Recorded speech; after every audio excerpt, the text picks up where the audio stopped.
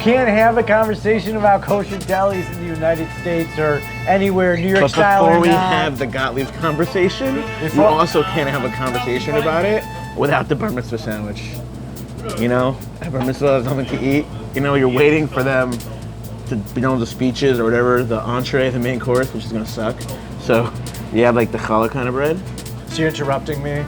It's cheap, squishy challah type dough with a pickle and ketchup. That's all it is.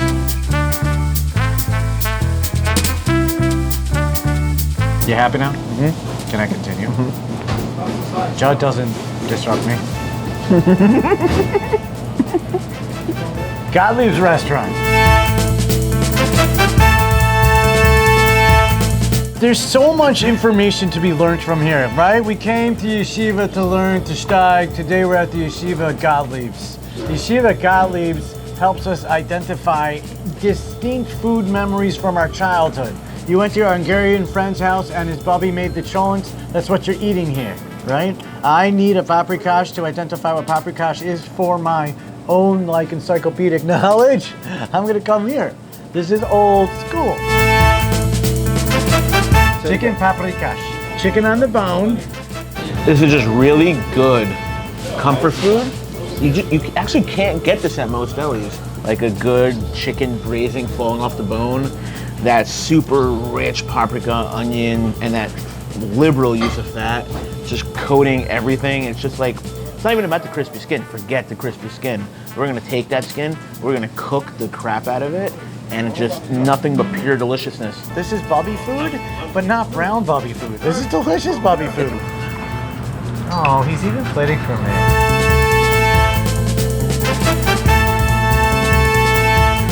That is Shabbos chicken when it's in the oven for all Friday cooking. The smell of Shabbos is the taste of that in perhaps 90% of the frum neighborhoods on this planet. Fricassees in different parts of the country means something else, different parts of the world, but it means all together now. This is heimische fricassee, and it's pipiks. And it's pipiks cooked for a long time. I always like to say that a pupik is the chickeniest part of a chicken. Definitely chickeny, but it's not in any sort of offensive way. It's not ovally, it's not livery, Yeah. it's a muscle. It's like, delicious. Kapustash? Cabbage noodles right there. I'm from Minnesota. I have zero reference point when it comes to like Jewish clans and Jewish groups outside of a small corner Midwest. So Hungarian doesn't mean anything to me. Thank you for waiting. Especially when you start talking about food. The one food that I understood was distinctly Hungarian was this. It's delicious, right? Yeah. The flavors, the story, the smells, the history. This is something that has existed for hundreds of years from all the different parts of Hungary that it developed. This is distinctly Jewish Americana too at the same time. You can go to any frum neighborhood in the world and find an example of this probably. Goulash. You know what I think about when I think about goulash? Pesach shalom. What is goulash? It's a beef stew. It's beef potatoes, Something paprika, special? of course. So since we're old school, Oil. immigrant, kosher, bubby type, whatever, the beef's gonna be cooked for so long, it's gonna be beautiful. It's gonna be super tender. I want you to keep feeding me. I was going to. I Yeah. didn't even expect otherwise. This is gonna have those long cooked potatoes in there.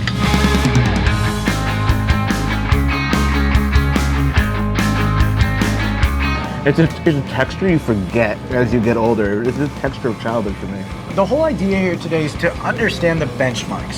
What do we consider to be like, whenever I try to shoot for something, what am I using as my comparison points? Can you make a goulash in a very different style and it'll taste like bougie? Yeah. This is goulash from the heart.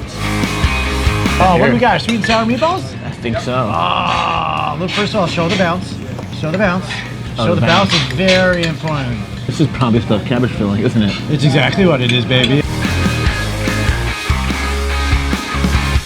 This would be a perfect jug dish. Everything but the veg. Everything but the veg. Wedding lo mein.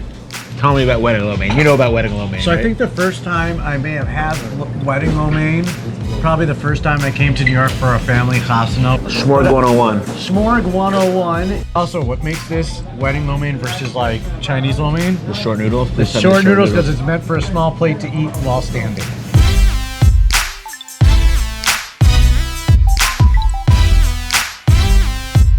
I would eat that. I mean, I'll eat that every day, yeah. Grilled pastrami salad, so it's like cut thin and then grill it as opposed to it's sitting on a steamer. And then some fried onions. I mean, can't go wrong. We're gonna have some mustard on it, but Yeah, you gotta have mustard, right? Piece. I'm gonna have some mustard.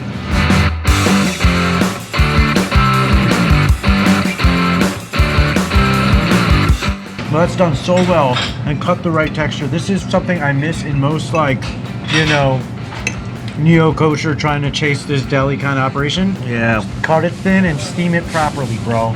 You're a thin guy or a thick guy when it comes to pastrami? Damn. I'm most deli. I'm both. I kind of go both ways on that. You are thick. Kishko, Kishko, Kishko. This Look at is that. the right kind of Heimische brand Kishko, cooked, seared in the gravy. Kind of a funny thing, like if you're in New York, the idea of a kosher deli is like, yeah, you know, the pastrami, whatever, right? If you're from Midwest, the idea of a kosher deli is probably something more like this. Right. This was a uniquely Jewish deli thing, even in the non-kosher world.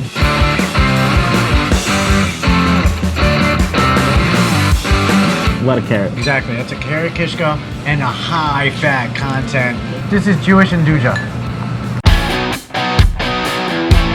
This is sesame chicken, right? This is the idea of like wedding chicken. Hamish cookbook sesame chicken. Hamish cookbook sesame chicken.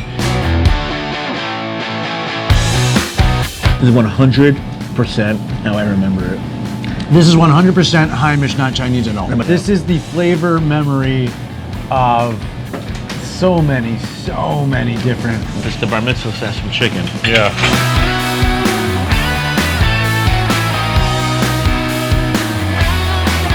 I'm so glad you came with me today so I can show you some good old Hungarian deli food, not just that pastrami hot dog situation. If I'm using a flavor memory and a concept and idea to execute a dish, Gottlieb's is going to be the place for 90% of those Hungarian kosher kind of bangers.